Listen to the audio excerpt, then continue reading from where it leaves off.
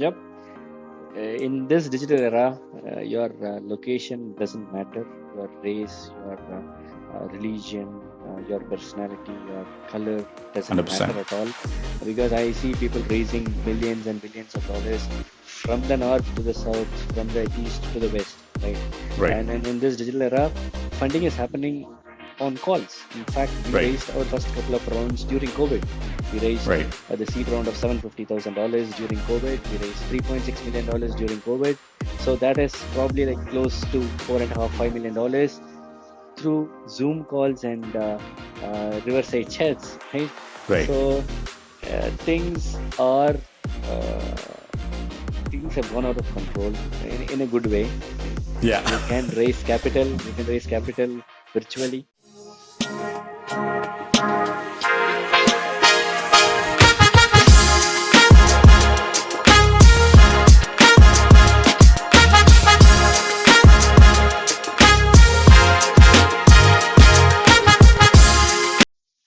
Welcome to Pathfinders podcast, where we explore the incredible journeys and insights of trailblazers in the fields. Today, we have a special guest who epitomizes the spirit of innovation and perseverance. Vijay Pravin Maharajan is an award winning data scientist and an entrepreneur whose inspiring journey began in Tirunelveli, Tamil Nadu, India. Growing up with a teacher, mother, and a police officer father, Vijay's passion for learning and technology was evident from a young age. His academic brilliance led him to pursue a master's degree in electrical engineering at the prestigious Technical University of Munich. From there, he built an impressive career working with industry giants like Telefonica, Volkswagen, and Siemens, earning a recognition as one of the top data scientists in the field and one of the top 40 under 40 data scientists. But Vijay's story doesn't stop there. He's a TEDx speaker and an avid traveler and the founder of bitsCrunch, a cutting edge blockchain analytics firm in Munich. Vijay's work in transforming the blockchain ecosystem and his dedication to continuous learning and innovation is truly inspiring. Vijay, it's an absolute pleasure to have you on the show today. Thank you for joining us. Let's start by diving into your journey and please tell us how it all began in Tirunelveli. Please tell us more, Vijay. Thanks a lot. Thanks a lot for having me, Vijay. It's a it's a rare occasion that I do a pod with another Vijay, right? So Vijayan, you've done so many great things with Sadwell, and also being an entrepreneur. You know how it feels to be an entrepreneur, right? So Very yeah, true. thanks for having me. Thanks for your time, right? So yeah, it all started what 11, 12 years ago. That's when I moved to Germany to do my masters. I did my bachelor's in India, picked up my master's in electrical engineering in Munich, and yeah, since then, no looking back. I've been living in Munich, Germany for the last 11 years. Worked for Siemens, Volkswagen, and Telefonica, as you described. And yeah, founder and CEO of bitsCrunch, running the show for the last 3.5 years, 4 years now. Yeah. Raised $12 million, which is equivalent to 105 crores in India. And then, but more than the money, I'm really glad and happy to have backers like Coinbase Ventures. Coinbase is one of the publicly listed companies in the US, and Animoca Brands, Polygon, Chainlink, some of the who's of the business of the crypto space has backed us. And yeah, growing steadily. I still feel it's day one, even though it's 4 years down the lane, and that's probably something that is pushing us the way forward. Very interesting, Vijay. I mean, we always talk about T&M in our business. Because we are in the software consulting business. So, but in your journey, the T&M is very different. It's from Tirunelveli to Munich, isn't it? So, please talk about your T&M journey from Tirunelveli to Munich and how it all came together, and how was those early days when you landed in Germany, and how was the journey from Tirunelveli onwards? Yeah, Tirunelveli was just the birthplace, right? I mean, I was born there, and then soon after my birth, probably 2 years into my life, I was moved to Thoothukudi, which is not so far. Thoothukudi is also down south of Tamil Nadu. And yeah, from there, my mom, being a teacher there, government school teacher, my dad is a police in Thoothukudi. So I have seen my dad in all the phases of my life, in all the ups and downs. Right, I've seen him at traffic stations, traffic signals, where he marshals the traffic here and there. I have seen him as a driver driving for police officers. I have seen him as a writer. My dad studies well. That's probably where I picked up studies. Right. He scored 90% in his PUC. I mean, in his 12th. He was the first batch of the 12th standard. It was when it was introduced in Tamil Nadu. So he used to be a writer. I used to help him write or copy scripts of police records at home. And from there, he has gone on to become inspector of police. Now he's about to retire next year. So yeah, being around such an inspiring dad who has seen all the walks of life probably helped me in the early days. I used to study well right from the beginning. I used to score more than 90%. I secured 95% in 10th examination, 90% in 12th, which is not Amazing. a mean feat, right? Right. And from there, something happened which I have described in a few podcasts. I went on to study in one of the private engineering colleges in Chennai. I had a dropout, which not a lot of people are aware of. I had to drop myself out from the first year, even after securing 93% in my first semester. And then Right. I had to redo my engineering. I picked up a school, a university in the near the Coimbatore region Right. in Tamil Nadu, and Right. then I had to repeat my engineering from first year. So which means I did 5 years of engineering instead of 4 years. So Good. probably that these failures, these setbacks pushed me go further, further, further. And yeah, probably I'm who I am today because of all these setbacks. Uh, Being a son of a police officer, I know that is something I'm super passionate about, is about the aspects of freedom. And each person defines freedom in a very different format. I mean, some people say Bitcoin is freedom. Some people say like America is freedom. Some people say the Western democracy is more freedom oriented, things like that. But having lived lives in I think 14 cities so far myself, I think something I realized is discipline is also freedom, in a certain way, because being a son of a police officer, that I'm sure there is a lot of disciplining that's happening when you grow up. How do you define the discipline aspect that would have helped your career in different phases of your life? I'm sure. Yeah, that is spot on. Being disciplined, or let's say uh, working on a schedule, or time boxing something, or things that I usually do. I mean, during early days when I was at college, obviously everyone was chaotic. I used to have those chaotic days where I was running around here and there, and then wasting a lot of time. But you need to have those fun as well, right? At the end of the day, it's not about being perfect. It is not about being 100 out of 100 in all aspects of life. At the end of the day, it's not about the centums that you score. It is not mathematics, right? Life is all Very about true. what you get, what you give, how you respond to situations. Right. So these days, as an entrepreneur, I value my time a lot. So I used to have my Calendly, which is the modern calendar. So I used to block everything. I don't prefer having a personal assistant. A lot of people have asked me, even after raising 100 crores, why don't you have a PA or a QA, Why EA, not? executive assistant? Right. But I mean, probably I don't have. I like to schedule my calendar, right? I am the one who need to decide when I wake up, when I do certain things, where I go, and how I treat people. I don't want Yeah. somebody reminding me, okay, Vijay, here is the calendar for today. Today you Yeah. you take dinner with so and so, and you have this meeting appointment at this place. Probably I'm not that person, or that time has still not arrived yet, in my opinion. Got it. You have a very interesting journey. I mean, every time we speak, I mean, not all the conversations becomes a podcast. Some conversations do, and this is one of them. I really admire like what the journey is and try to get to know the person a little bit more. And because a personal journey is the most like interesting and exciting for anyone to hear. I mean, yes, the companies and valuations; those are the pitch decks that you see all the time. People sometimes get like overwhelmed with some all of this information, but the personal journey is something very unique and to very that individual.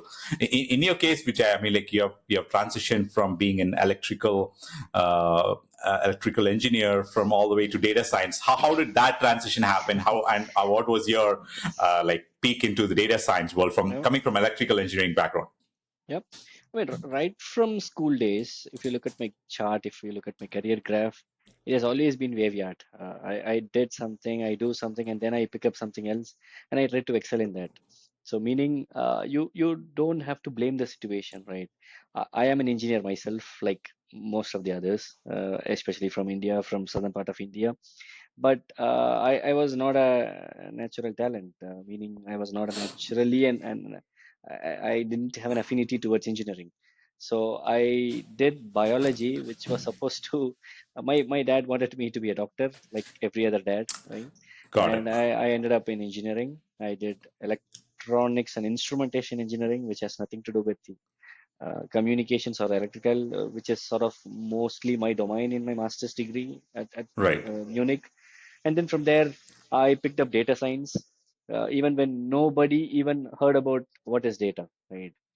Probably stars align. And when was this? This was like probably 2017 or 15 or Yeah, 2012, 2013, 2013 or 2012. Okay, 2014. got it. Yeah. Got it. Now people are freaking out with chat GPTs. They are seeing the real results of Of, what a chat of GPT course can they do. are. But chat GPT is possible with tons and tons of data behind that, right? Right. How do you train ChatGPT? ChatGPT is all about data Exactly. at the back end. The That's right. computers become intelligent if you feed terabytes and terabytes of data. That's right. And fortunately, I got into data space in 2013, 2014, and that's when I was using Skype. I'm not sure if some of the listeners here know or even remember Skype. Yeah. So I was using Skype, I was using YouTube. Back then, Yeah. we had what 1080 pixel YouTube videos, and sometimes often YouTube videos that are 1 hour long takes few minutes to load. So if I Right. have to listen to a professor who Buffering. is talking, yeah, buffering. Buffering is something that this degen they don't get it. They don't They get don't. what is buffering. Yeah, they don't understand what Right. it is. Yeah. And So neither the those dial-up. Have you used the dial-up connection before? I mean, like. Yeah, of course. I've used VoIP, I've used VoIP to call India, and these days people pick up WhatsApp to chat with families living Right. abroad. But those days were horrible, right? You cannot talk with parents quite often. Yeah. You need Skype, and unfortunately back in India it was 2G. Even if Yeah. you have 3G in Germany, India used to have 2G. So if I say hi, I ate two idlis, it will reach the other side a couple of minutes later. So I That's a have to wait delay. for Yeah. their reactions. So it was such a terrible situation. But I'm glad that I picked up data science. It Yeah. happened by accident. So one of my colleagues got pregnant, so they were trying to fit someone in to her shoes Right. while filling the full-time role. So Right. I was being asked to support the team until someone arrives. And I'm glad I picked it up. I spent a lot of time in library. I spent a lot of time in YouTube at home learning data science, picked up Python, picked up data visualization tools, Right. Spotfire, Tableau, and so on. And yeah, was fortunate to convert that student job into an internship, into a thesis, master thesis at at the company, and then I got a Right. full-time job there. So it was a what started as an accidental student job was a 4-year career at Telefonica. Telefonica is the number one Spanish telecom, like a Got it. Airtel or a Geo of India. Right, right. I mean, like data science is, of course. I mean, like I my introduction to data science was much later, but at the same time, the impact that it brings. I mean, when people talk about AI, you cannot do AI without the data underneath it. There's no AI happening without the data. And once for a customer of ours, we were doing a project. Basically, we said like we want to be able to do predictive programming and predictive maintenance. And do you have data? And this most of the clients don't have data. And this customer, they had data from 1970. They had the oldest SQL database that you could ever imagine. They gave us 50 years worth of data. And I remember crunching that data into, like, we said, like, no, we cannot do 50 years. We'll probably take it from 2000 and onwards. So we crunched 20 years worth of data and then put it in a dashboard and then try to predict that and apply machine learning and intelligence on top of it. It came out beautifully. But there is always, like, data science is a growing field. And then since you have spent a lot of time, are there any misunderstood aspects of data science that you want to talk about in general at all? Yep. And then just a side note, since you said that word, we crunch each and every bits of data behind blockchain. That's how bitsCrunch was born. Yeah, Yes, yes. Yeah, because we absolutely. have been crunching a lot of data all along, right? I used to be Right. a data scientist at Volkswagen, at Siemens, at Telefonica. My co-founder, who is the CTO, is a data scientist, and he went on to do his PhD. He did his master's as well. So all the lives we have been doing data crunching. So we thought, okay, let's grab a couple of words from these Right. terms. And I'm a big fan of two words clubbed together, like Yeah. Microsoft. Micro is a word, soft is a word, Facebook, face is a word, book is a word. So I wanted to 100%. keep something that is two words clubbed together, and I'm glad we found the bitsCrunch, which is also Very interesting easily. name. Yeah. Yeah. So some misconceptions towards data, right? I mean, people think, I mean, obviously, yes, it is a fact that in data, people make a lot of money, be it a data scientist, be data AI expert, artificial intelligence expert, you make a lot of money. I mean, you do the research, you pick top 100 high paying jobs in the world. I'm pretty sure AI engineers or ML machine learning experts or data experts, data scientists are right up there among the top 10, at least top 20 in the world. So yes, that is true, but not everybody gets that. That is what people need to understand, because there was a surge, I guess, during 2020, during COVID time, 2019, Hmm. 2021. People Right. were crazy about data science because I knew it is coming. The I next, it was knew the next big thing, isn't it? exactly. A lot of people jumped into data space. They were trying to pick up data science. They were trying to learn data science across Udemy, Google, and a whole bunch of platforms. But then, if you look at the fraction, it was very few percentage of people ended up being data scientists, ended up getting a good job, ended up getting those high-paying brackets. So Right. you simply cannot get something just because it is available on the internet, right? You Right. have to be true to yourself, put in a lot of 100%. effort, because there are millions of people who are similar to you, who are similarly aiming for a high paying job in data science.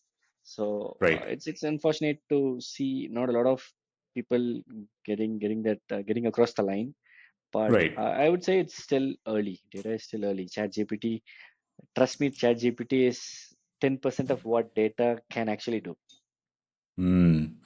Very interesting. Yeah, I saw the. I don't remember what is the name of the video thing that Sam Altman shared and Sorrow. I don't know. I could the name. I could be wrong, but you're able to actually create Hollywood quality video Yeah. that is generated by that. I don't think it's Eh, released public yet. It Uh, is gonna be the future. You don't need a lot of creative people. Rather, where the focus will turn towards is training computers, teaching right. computers what to do, how to shoot. Because if someone can replicate high quality 4K definition videos from a jungle, from natural animals, Yeah. you don't you, Yeah. you you can shoot that in a studio without even having to That's go right. there, and that That's right. hurts animals, that hurts their routine, that puts a lot of stress, travel, time, and effort. Rather, you can just sit Yeah. in a studio, train the computers, educate Yeah. them, and obviously you will see the results, if not today, sometime in the future. And automatic cars is an example. Waymo Yeah. and Google and Amazon and those companies are investing billions of dollars into automatic cars. We were Right. all riding petrol cars and diesel cars for like almost at That, uh, 50, 60 years, or close that to a century, right? that's right. That's But right. Yeah. it took one Tesla to believe that cars can run on electricity. Tesla is Yeah. literally an iPhone on wheels. It's just literally E- computer on wheels, Exactly. Exactly. Robots right? on wheels. Exactly. Yeah. That's Yeah, right. It's a computer robots, on wheels. computer on wheels. And it will take another few years, probably 5 years or 10 years, for first automatic cars to roll out. I believe there are already cars running around in the US in certain segments, certain areas of places where there are driverless taxis. Waymo is doing that. Yeah. And it takes few years to penetrate to the public, and that's when Yeah. signals will all align themselves, and That's right. traffic clearance will happen. So there are a Yeah. lot of aspects where data can, It's a and very interesting time. Yeah. for Sorry. everything Go data ahead. is the oil. For everything data is Yeah. the oil.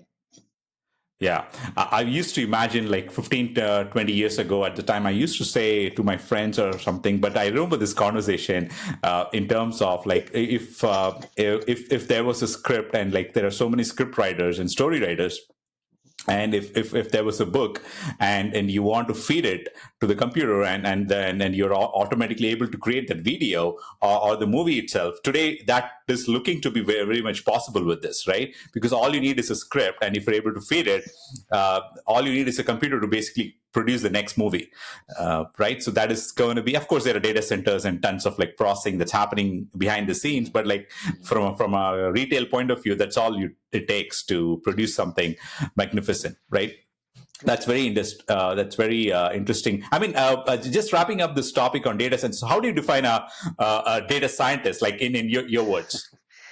I mean, there are plenty of definitions out there, but in my own words, I would say data scientist is someone who who has the ability to pick up a lot of data across several different verticals and Right, think what could be possible with this data. Right. At the end of the day, think of it like an engineer sitting on top of something who figures out a way. Right. It's like playing with a right, toy.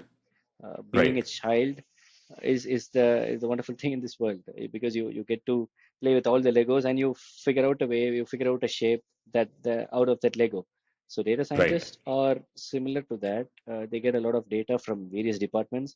All they do is crunch those numbers. They figure out what to predict, what can be done, what happened in the past, what could potentially happen in the near future. So it's like having a crystal ball in front of you, and right, it's a modern astrology. I don't believe in astrology, but if there has to be a synergy or a similarity, then right. these people are someone who are sitting in front of a crystal ball. 100%. I believe that also. I mean, like, look, getting to the next topic. I mean, on April 5th, 1975, something important happened, right? And it is believed to be Satoshi Nakamoto's birthday, right? And I saw one of your tweet, and you wrote like the man, the myth, the legend, genius behind Bitcoin. Hmm. Tell us why Bitcoin, and what are your thoughts on Bitcoin? Like I said earlier, it is freedom, right? Financial freedom. It is not just about financial freedom. It is freedom in itself. No one controls it. No one works for it. Think of it. Bitcoin is a billion-dollar name. It's not a company. It is not an entity. Nobody works for it. It is a community driven, right? Right, If there are billions and billions of people in the world right now, I guess at least more than 20% of the people in this world are aware of the term Bitcoin, right? right, And no one controls it. There is fixed number of Bitcoins out there. There is a fixed supply. So it is not the government which prints money, right? Just think of our evolution. Earlier, we used to have gold, currencies in different forms. We used to right, exchange, but there was barter system where people exchange some things for some other things. And then there Right. was gold, silver, there was rocks, which was considered currencies. And then came currency, which is with us for like almost a century now. But then if Right. you look at the printing, it happens every now and then. We keep printing dollars, and money goes to the nook and corner of the world. So someone gets rich, richer, richest, and on the Right. other hand, someone gets poor, poorer, and poorest. Right. So there is definitely an imbalance. So if there has to be one thing that can stay as it is, even after ages, even after centuries, I would say that is Bitcoin. And I came to know about Bitcoin in late 2014s or 15s. That is when I picked up Bitcoins initially, Right. and that gave me a hook towards that Web3, right? Right. That gave me a hook, but it took me what 5 years, nearly 5 years, to actually step into this field as a builder. When I mean a Yeah. builder, when I have to found something, when I have to start something up, Right. that took me years, because initially, I mean, the obvious reaction would be, oh, Bitcoin, what is it? Is it scam? I mean, Yeah. was it a scam? Is it scam? And when I first deposited my first money into crypto, I lost it, and Yeah. I came back to it after some time, and I saw Bitcoin going crazy, going nuts, from few Yeah. $100s to few $1,000s, and that is Right. when I started digging in. Okay, what is Bitcoin? What is the fundamentals? What are the fundamentals? 100%. And those gave me a whole different perspective, and that is when, probably I believe 2018 or 19, that's when I seriously got attached to the space. I was figuring out what to Right. do, and I went back to the same point. I went back to the same point which I had. Is it scam? So we started picking up that line. Is it scam? And we wanted to Yeah. build a forensics layer. We wanted to build something that is what we could do. We could do if this space needs to onboard billions of people over the Yeah. next few years. It needs transparency. It needs a safe environment. Why do Correct. people own a lot of iPhones these days? Because Yeah. iPhone is meant to be a safest phone, right? There was Right. Android, there was Nokia, there was a lot of other OS that came into picture, but Yeah. iPhone or iOS still is the king, because there was no real security flaws. It has been Yeah. decades of life, right? Yeah. So if we can bring something to that similarity to crypto world, that is what our core mission is in the future. I was hearing to Michael Saylor in this Mm, the latest Bitcoin conference, and he said something like in terms of like everyone deserves a price of Bitcoin, and he tweeted in 2013 something like when it was I think $900, and he said this is going to zero. And then later he picked it up around 2019 or 2020. It could be wrong, but like around that time. And he picked it up when it was $9,000 a Bitcoin. And so yes. he said like everyone has deserves a price to getting into Bitcoin. Next it'll Yeah. be 90,000 and 900,000 and 9 million and onwards. So that was very interesting. How do you see the future look? The future of Bitcoin, and do you think the world can be on the Bitcoin standard? Mhm. Uh, it has already penetrated, like I said, one-fifth of the world, and Hmm. there is no stopping Bitcoin. Right? Right. Every passing day, it gets to newer people. It gets to my uncles and aunts and my relatives the next day. So the ecosystem is growing, the community is growing, and I don't want to put a price tag to Bitcoin like many others do. Even Right. Michael Saylor predicted Bitcoin's price to be in double-digit millions by Yeah. 2050. Right? Yeah. His bullish price of Bitcoin is $50 million by 2050. Could well be Yeah. possible. I don't want to Yeah. tag that price, but the point is, there is an Apple, there is a Microsoft, which is a trillion-dollar company, and they have thousands and thousands of employees sitting across several different continents, several different countries of the world, and building stuffs. And Bitcoin is something that is a software, Right. and we are in a world where everything is software around us. That's This right. podcast is a software. We are recording this on a 100%. software. We got Yeah. connected through a social media, which is actually an internet. So Yes. internet is money, and it's really high time that people realize that internet is the money, is the future Yeah. of the world. 100%. I mean, like, I've been spending a lot of time into software. I mean, initially, I took something that is totally not software. I took that was in Coimbatore. I took a tool and die engineering. It was a complete engineering course. And then I was 1 year into it and said, no, I'm not doing this. It's not happening. And I went completely into software around 2003, I think. Then from 2005, 6 onwards, I've been only in this industry. It's going to be 20 years now. And I've seen the industry basically take shape in terms of right from the DVDs and the transition to from the blockbuster to the Netflix ages, where you're basically renting DVDs before. Now you're actually, or Blu-ray, then into the streaming industry took over. Likewise, is Yep. the taxi unions transitioning into Uber. Yep. Yep. It's all software. I mean, you spoke about WhatsApp. Prior to WhatsApp, it was all the international ISD and STD, Yep. whatever we used to call it, right? Yep. So it was like all calls basically transitioned into a software VoIP calls. Yep. And it's happening in every other industry with mobile banking in the banking world. Mhm. And of course, when the software has taken a shape and form of its own, now it's actually threatening the powers of the world in terms of the financial, Yep. into the finance world. And that's where it gets political and whatnot. I'm not getting into that topic, but it's definitely the software has taken its own form in every other industry that you can imagine. And Bitcoin is one such into the currency in the monetary world as well, right? Yep. So, segue into a different topic. I know before we Mhm. talk about bitsCrunch and how, what were some key moments or decisions in Mhm. your life that basically allow you to pursue something in blockchain? Mhm. And what was that pivotal moment? You said, no, this is it. This is what's happening, because there are 100 other things that you would have done with the Mhm. dashboarding or Mhm. data science. Mhm. Why particularly blockchain?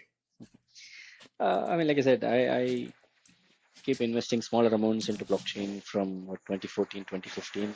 I made a lot of money. I lost a lot of money, lost even more, right, back in days. Yeah, And then yeah, I it did was too. 2018, 19, and probably close to 2020. That is when I believe, beginning of 2020, a person bought an NFT, a non-fungible token, for $69 million. And I was like, Yeah, wait, what? $69 million for something that is on your computer that you can just see? yeah. It is an image. Practically, it's just an image. And for an image, if somebody is paying $69 million, I wanted to dig in. Who was that? And Oh, to you're my talking about surprise, Metakovan Vignesh Sundaresan? yes, yes. Yeah, And okay, to my got it. Yeah, surprise, it was Metakovan, and I was like, weird, weird name. And I started digging in, and I found out that that's the guy from Tamil Nadu. That's the guy who speaks the same yeah, language, Vignesh right. Sundaresan. I was like, holy shit. That's the person that comes from same city. I mean, if not the same city, not Chennai, but Yeah, he speaking comes the from same a similar, language and like, yeah. yeah, And that was my aha moment. I was like, back in Tamil Nadu, if I say my mom that I got two idlis, I ate two idlis at the airport, she used to scold me for the next 1 hour. Right? Why did you eat idlis at the airport, which is 5x costlier than a Saravana Bhavan exactly. that is around the corner of our house. Yeah, So coming from such a conservative society, if someone is investing $69 million, that is when I was like, oh, hold on, someone is trying to do something. I mean, it was more of an announcement to the world, right? It is not just yes, about buying that asset. I guess yeah, Vignesh wanted to tell the world what is happening. And how do you do that? yeah, You just pick yeah, up something, you do something, and that is when people realize, oh, okay, shit is hitting the ceiling. And right. yeah, glad that Vignesh did that. A fellow Tamilian. I I spoke to him. I mean, not over phone. I spoke to his partner over phone, but I chatted with him on Telegram. So glad he did that. If not that situation, probably I would have been a builder probably sometime later. That's when I started digging into those numbers. Okay, what is an NFT? Why is it so popular? And why are people trusting that for $69 million? Yeah. So yeah, that was the aha moment for bitsCrunch to G- happen. Got it. Got it. No, yeah, that is definitely an aha moment. No doubt. For a JPEG or a bunch of JPEGs that people created as Yes. a 5,000 day collection, right? I totally Yep. remember that moment. Hmm. Speaking about AI enabled decentralized blockchain network, Yes. aka bitsCrunch, Hmm. tell us more about bitsCrunch. Yeah. So we wanted to build a repository. Let's call it a place where you can find data. Right. Blockchain is human. it's not human understandable. Sorry to say that blockchain is not human readable, right?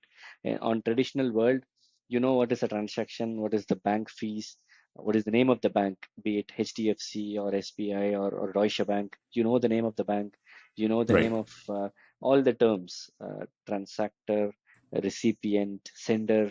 You have all these Yeah. terms. But Yeah. if you look at blockchain, everything is gibberish, right? And Right. I believe everything started this way. When banks started, Right. nobody believed in loans, nobody believed in credits or debits. Right. But then Yeah. that is blockchain, and we What are, the heck is gas fee? I mean, yeah, exactly. What the heck is right? gas fee, right? All Yeah. all people has to care about is the gas fees at the petrol bulk, Yeah. right? They have to Yeah. care about what is the price of petrol today, what is the price of diesel today. They don't have to Yeah. know. They don't have to know about Ethereum gas fees or Solana gas fees. And Yeah. these are things that we simplify and we make it human readable. We make charts that any layman can easily understand, and we try to segregate the good and the bad. So we want to play the cops in blockchain space, and I'm glad I picked up that ability from my dad, being a dad, being a police dad. In real life, I Yeah. picked up that cop ability, so we want to play that good cop, bad cop moment in blockchain.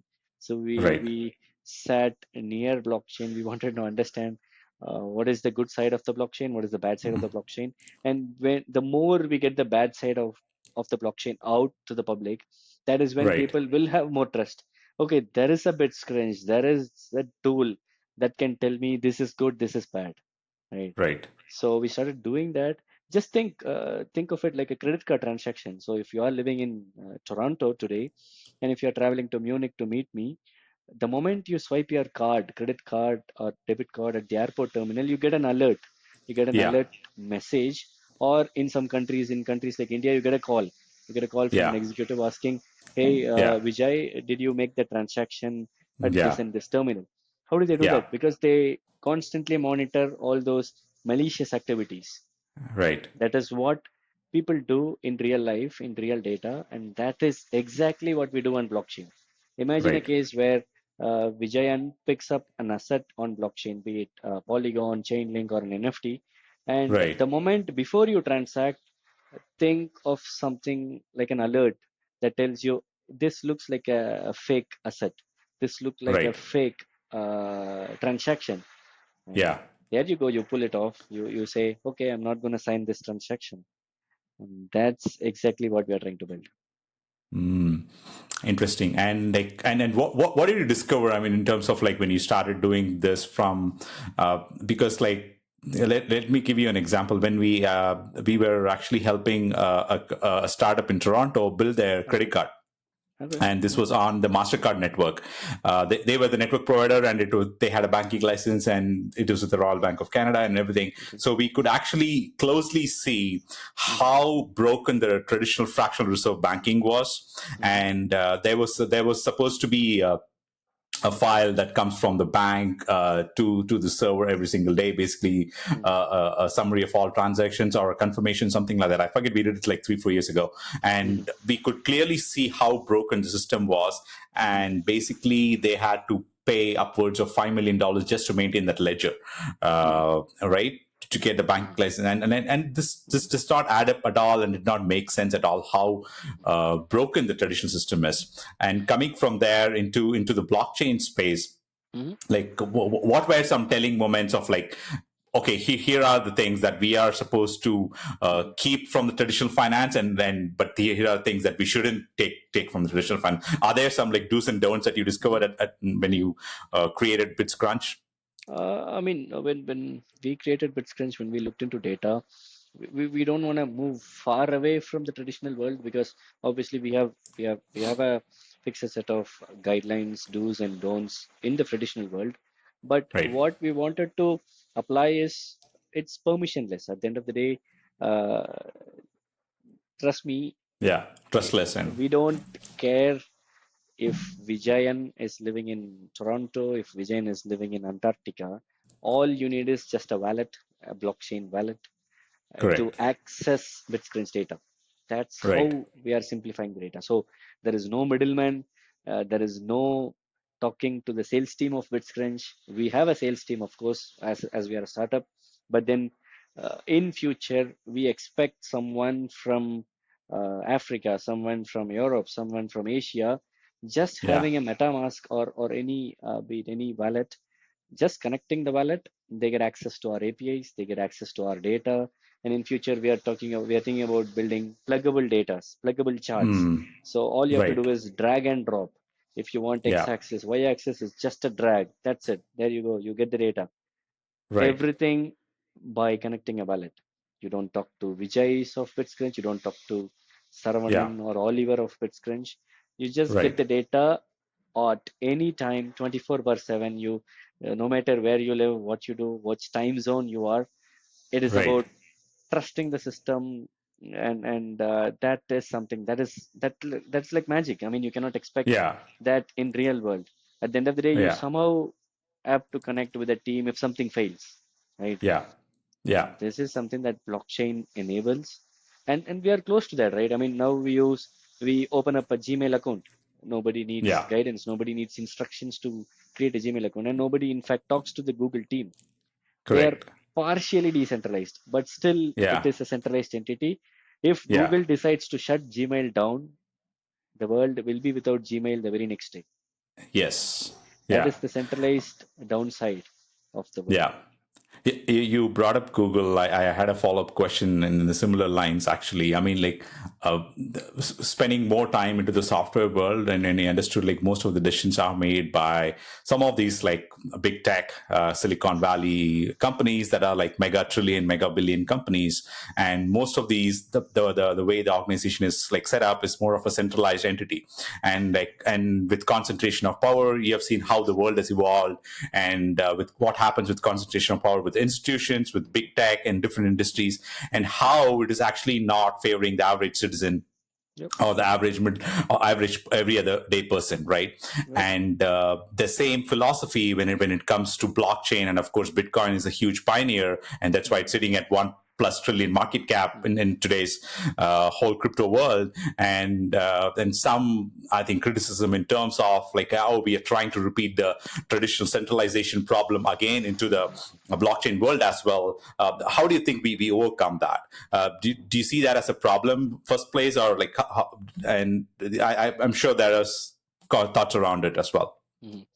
I mean, decentralization is still a long way to go, right? I mean, Hmm. with centralized systems, like you said, it is always a top-down approach. If Right. I'm the CEO of bitsCrunch, I can dictate terms here, right? And Right. until we becomes decentralized, right? And that is where the token comes into play. That is where bitcoins and all these comes into play. So there Right. is always this fear of uh, centralized entities making any actions. And Yeah. Bitcoin is borderless, right? Anyone from Asia, Europe, 100%. America, you use Bitcoin. You don't have to ask Yeah. anybody, and you Yeah. can send a transaction peer to peer. I can Yeah. send a transaction to you with a fraction of dollars.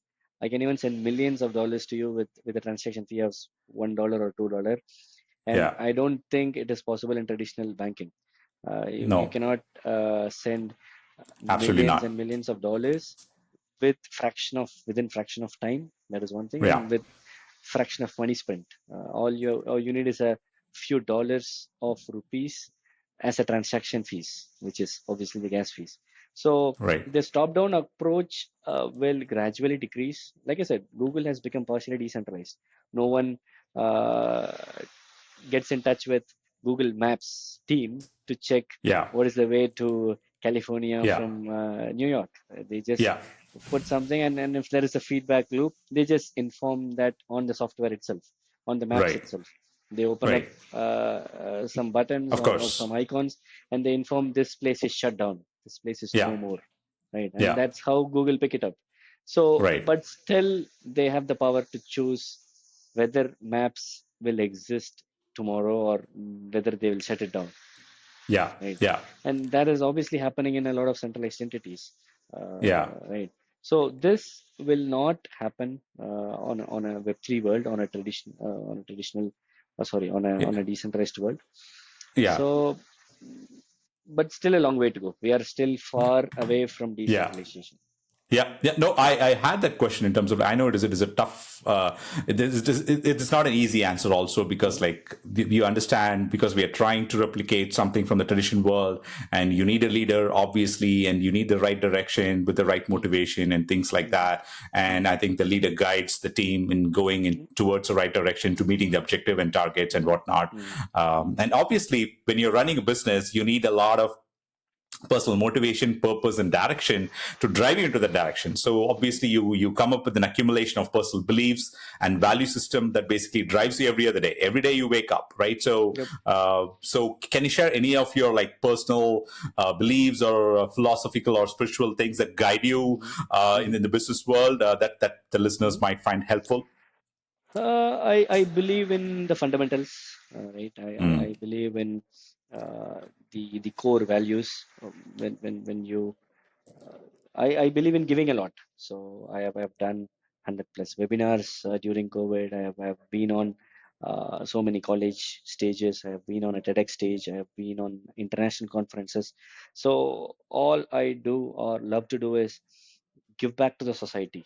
So I believe things will get back to you in some form or some shape, right? You don't right, have to constantly think what is in for me. If you think that way, then the conversation changes in a different angle, right? The moment right, when I get into a conversation with you, if I think, okay, what is in for me, Vijayan? What's in for me? That is good. Everybody, they don't have time to run charity. I mean, at the end of the day, I run a business. I run bitsCrunch, which is not exactly, a charity. But exactly. if you go with a mindset that, okay, I'm going to give you something and I don't expect anything, it somehow comes back to me in some form or some shape. And that is what I believe. I'm not spiritual. My wife is, but I believe that there are superpowers in the world that Right, aligns with your thoughts. If you have all you have to do is just keep your heads down, focus on building, and be consistent. Right. If there's a Beer Biceps, who is one of the well-known creators in the world, or yeah, Mr. Beast from yeah, the US, who is one of the yeah, largest YouTube creator, yeah, if you closely follow, they are consistent. They were consistent for decades. So a beer biceps is not a beer biceps who came overnight, or the Mr. yeah, Beast is not someone who came overnight. It is all about yeah. consistency, putting yourself out there, uh, chiming in day in and day out. Don't care about what others think. Just care about what you want to do, right? And if you are consistent, I think that the stars will align by itself. Amazing. I mean, as we are close to the wrapping up as well, in terms of like when you started out in Germany, and when you found bitsCrunch and whatnot, like how do you define success? Of course, consistency plays a big part in Mm, defining your success, I'm sure. mm, But like, mm, how do you define success, and how has your version of success evolved? Because I'm very interested to know about that. Because when you mm. start out, there's a perception that you create, and you think this is what success is, and over time, 5 years, 10 years, the definition of success changes over time. Yep. So, what was the early definition, and what is the current most latest one? Success is a perception, right? It is a metric Yeah. that keeps changing, as you said. For a seed or a pre-seed, Vijay, if you ask me, it was about raising the first 1 crore money, 1 crore of Indian money. Right. In fact, Right. my first fundraise was an ask of 1 crore, which where I failed miserably because investors literally laughed at me, saying, "You cannot do a data company on blockchain with 1 crore rupees." 1 crore was $150,000, Right. and that is when I started. So if you ask me, I have raised what $12 million till date, and it is not about the numbers that I'm going to raise. Is it $25 million, or is it $50 million, or $100 million in the near future? That is Right. not success. To me, Right. success is it keeps changing. It should change. It should change from year on year. It is not a 100-meter race where you uh, cross the line and get a gold medal. That is not success. It is Right. what value you have added to the society, what value you have added to the family, friends, people around you, and the known connections towards who are relying or directly or indirectly relying on you, right? Right. Because Right. touch wood, we after raising what $12 million, we have a team of now 40, 50 people, like Right. with interns and consultants. So that is like running a 50 family, right? Today, I'm glad to say that we are powering 50 families. Right. We are powering people who are breadwinners of the family, right? We provide not just value, food, time, and money to the families. Right. So this 50 should become 500, 5,000, 50,000. And that Right. is what I believe as a success. What value or what message did you pass on to the people listening to you? Right. I mean, this podcast is like an hour long. At the end of the day, I want at least if one or two people listening to this pod to pick up something, Right. and feel that they have gotten some power, right? Right. They should feel that, okay, if a guy from Tirunelveli or Thoothukudi has gone on to Munich and have raised 100 crores, then I dare, I Yeah. I can do that as well, right? I mean, Yeah. this is something that I believe should be the motto. Yeah, no, no, that's beautifully said. For bitsCrunch, and as you know, as you look ahead, you started with the initial NFT journey, then you transition into the blockchain, forensic data analytics on the chain for different layers, and you also said you're into ordinals and whatnot. Like, so how does the future Mhm. of bitsCrunch look like, and like, what does the next 5 years look for Yep. bitsCrunch? I mean, in the long run, I would love to build the Google for Web3. Might sound ambitious, might sound outrageous to some, but being in the data space, that's the beauty, right? You can power a lot of businesses. Today, Right. we are powering a tax application, we are powering an auditing application, we can help an accountant do the numbers. We can help gaming companies know which wallets are playing what games, which chain is the most powerful chain for blockchain games, and so on. And we Right. help VCs figure out if a team is cooking up numbers or if it is organically happening. We can Right. help VCs, and we can Right. help research analysts. We have worked with Mastercard. We have received an award with Accenture.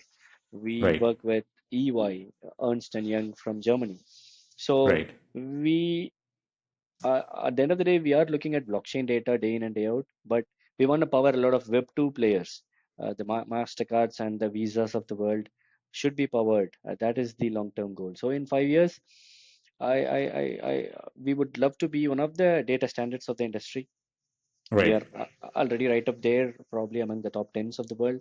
We would Right. ideally love to clinch into the top three, top four, top fives of the world. Right. And if there has to be a Hall of Fame for Web3 companies by 2030, I would love to see bitsCrunch right up there, because if you see the top 10 Fortune 500 companies of today's world, it is all Yeah. about Googles and Metas and Yeah. Teslas and Microsoft and IBM, which are all data-driven companies. So Yeah. if there has to be a Hall of Fame for Web3 companies by 2030, would love to see bitsCrunch right up there. Absolutely. One. No, thanks for that. I mean, I think that looks fantastic, and I think your vision is right there. And I think what you guys have achieved is nothing short of extraordinary. One thing that often young entrepreneurs and like young engineers, and I'm sure you've heard about like Zoho and Sridhar, what he's doing from the towns of Tenkasi and like from a small village. He's of course he has managed to build it over 20 years or 30 years, and like how and considering that blockchain is a global phenomenon, Mhm. do you think that's happening? You don't have to be in a Western world to create $1 billion company. What would be the advice that you share it with an young entrepreneur who's excited to jump onto the space or create the Yep. next $1 billion company? Yep. In this digital era, your location doesn't matter. Your race, your religion, your personality, your color doesn't matter 100%. at all. Because I see people raising millions and billions of dollars from the north to the south, from the east to the west, right? Right. And in this digital era, funding is happening on calls. In fact, we Right. raised our first couple of rounds during COVID. We raised Right. the seed round of $750,000 during COVID. We raised $3.6 million during COVID. So that is probably like close to $4.5, $5 million through Zoom calls and riverside chats, right? Right. So things are uh, things have gone out of control in a good way, right? Yeah. You can raise capital virtually. So Right. it is all about trusting your instincts. Sometimes gut feel works well. Yeah. So just go out there, express yourself, and add value. Try to add value to those in the ecosystem, be it Right. your family, friends, or ecosystem, or entrepreneur community. It doesn't have to be a kick-ass idea. There Yeah. is always an Uber when there is an Ola. There is always a Zomato when there is a Swiggy, right? So you Yeah. don't have to think innovative every single time. All you have to do is just keep performing consistently, and you can be the next Google. That's amazing, Vijay. Before I wrap up, like, where can people find you, and like, what is the message, closing message that you'd like to leave to the viewers? Touch wood, I have created my own personal space or visibility on social media. I am being followed by close to 100,000 people online. Obviously, LinkedIn is where they can write me. I am being followed by close to 60,000 people on LinkedIn. Instagram, a new age degen space, which is what something that I recently picked up. So you can also find me on Instagram. It is just Vijay Pravin Maharajan, just my name. Type it out there, and you will be able to find me there. Awesome. Thank you, Vijay.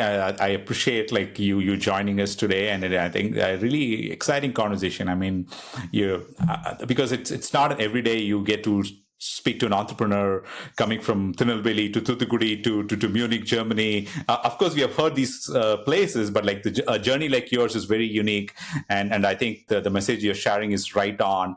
And for anyone listening, I think the inspiration it's just going to be 10 times, 20 times, 100 times, and more exciting for anyone to hear and inspiring as well. Thank you for your time and appreciate you joining us today. And hope bitsCrunch evolves into the next Google, into the Web3 world. And best wishes from us from Zadwell. Thank you so much.